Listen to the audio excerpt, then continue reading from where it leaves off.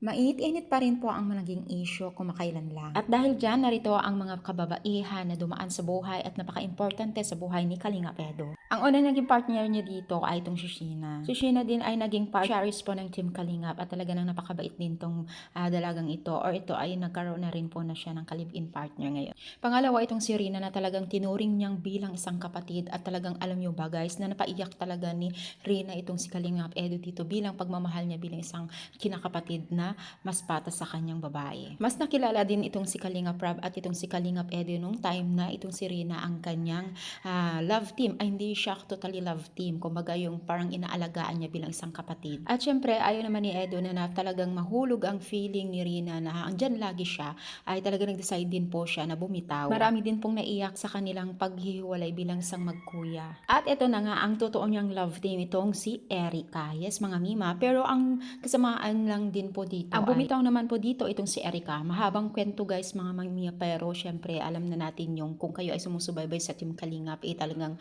medyo hindi kaaya-aya at marami din nagalit po dito kay girl. At the last nga po mga mima, itong si Beyonce na talagang napakalawak po ang kanilang narating. Taon din po ang kanilang pinagsamahan. Sobrang dami po ang chapter na kanilang naibigay po sa mga viewers, taga-supporters ng Team Kalingap o especially yung mga taga-supporters po nila.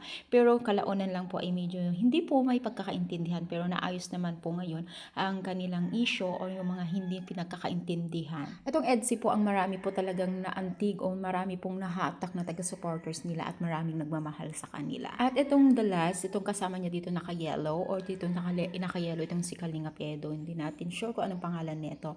Ito po yung nalilink po sa kanya na sabi na girlfriend na, tunay niyang girlfriend. Pero hindi natin sure kung talagang girlfriend niya, no? So, sa bagay talagang part na yan. So, ano ang tingin ninyo ang pinaka-bet nyo dito?